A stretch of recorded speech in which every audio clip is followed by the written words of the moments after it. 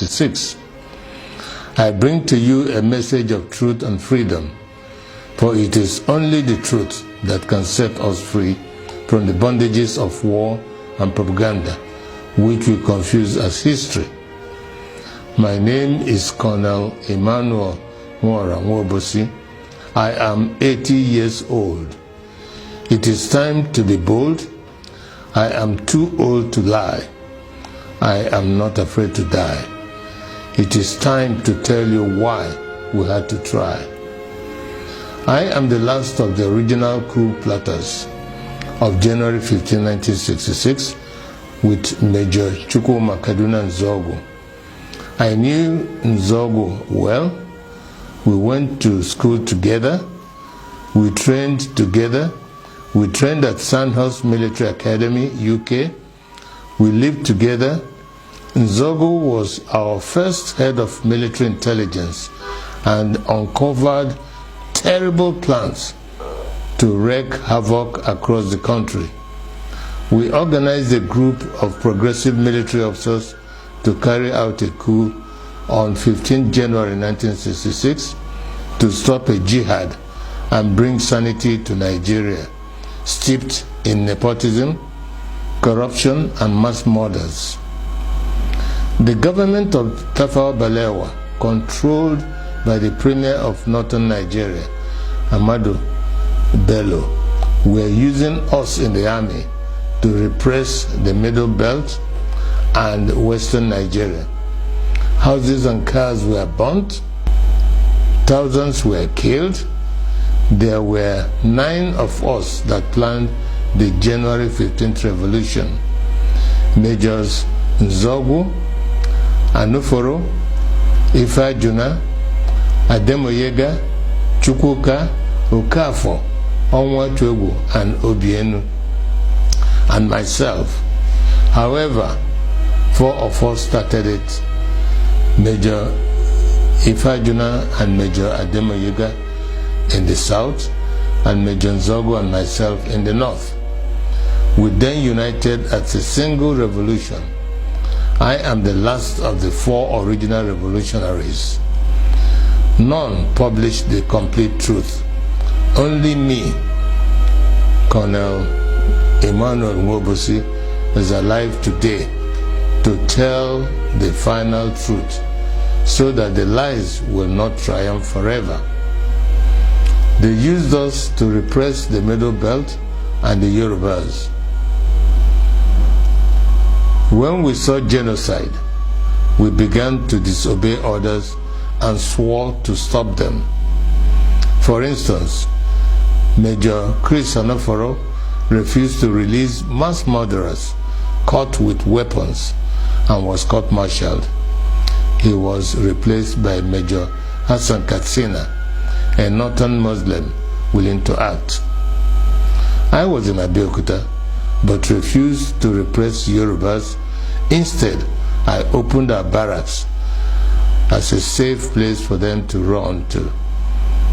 They told many lies about the January 15 boys to justify their genocide, but it is those of us that planned the revolution that they should have killed, not the 3 million innocent Biafrans that knew nothing. For years, I kept quiet, blaming myself and wondering whether at 27 I was too radical, that my actions led to the death of millions. Today, the same evil in 1966 is being unleashed. As I watch, my sense of guilt has vanished, because we were not the evil. We were trying to stop the evil. That evil is radical Islamism. I have decided to speak out and warn the world of the impending disaster if we do not stop it.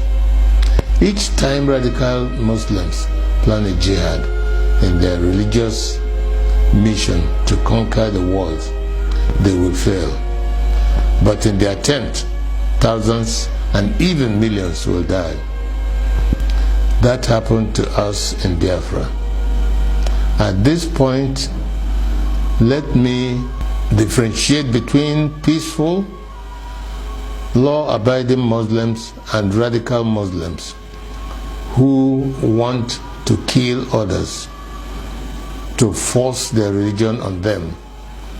The problem is that wherever peaceful Muslims are, there are some radical Muslims amongst them.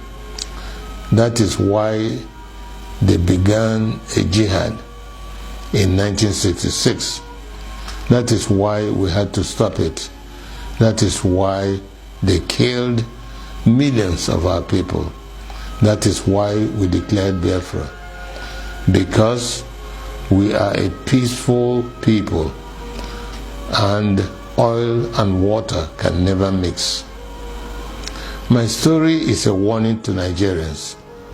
For years, I was prevented from speaking the truth by exile, prison, harassment, poverty, surveillance, and death threats held over many of the actors like Ojukwu, Zik, Awolowo, Ibiam, and the January 15 boys that survived.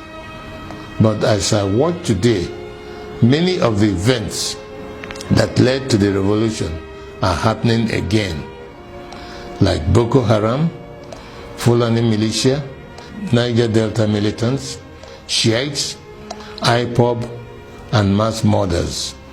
Some people think we acted wrongly in carrying out the January 15th revolution, but they may not be fully aware of the realities then.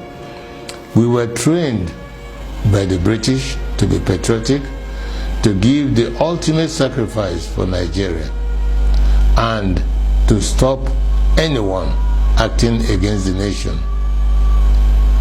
Instead of our leaders using us to defend Nigeria, they were using us to suppress the citizens.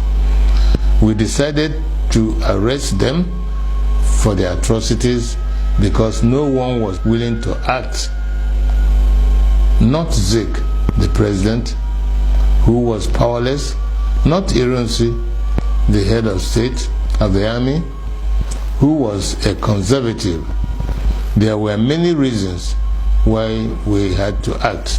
One, to stop the killings in Yoruba land and the Middle Belt by NPC, the ruling party. Two, to stop the invasion of Yoruba land on 17 January 1966. Three, to correct the massive rigging of the 1964 elections. Four, to free Awolowo from prison and make him the Prime Minister. Five, to stop the terrible corruption, nepotism, and regionalism of the NPC, the ruling party. Five, to stop Ahmadu Bello's planned jihad.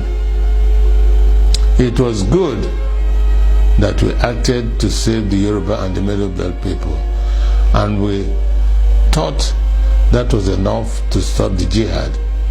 We could not foresee that they would massively attack innocent Igbos. Blame those who decided to massacre our people for their evil. Today, we are fighting Buhari. He is killing Shiite Muslims and IPOB members. With the benefit of hindsight, we can see other ways of dealing with such evil. But for us in 1966, we just wanted to save the people from massacre. I wish to congratulate Nnamdi Kanu and IPOB for the good work they are doing to free our people from Nigeria and radical Islamism. Many of our people do not understand how vast IPOB is as an organization and the quality of the people that run it. On arrival in Israel, I started meeting high-quality professionals, and I was amazed. I don't know how IPOB united power professionals abroad, power traders at home, and ordinary people from market women to even riff-raff, all under one IPOB family with worldwide radio and television. Every Igbo and Biafran should be proud of them. They are the strongest force we have today to achieve freedom for all Nigerians. No wonder they can take on the Nigerian government and win. However, it is money that makes things work. I shall donate 10% of all the profits of my new book to IPOB. It is my tithe to freedom. Tithing is God's tax to raise money for the government of the children of God.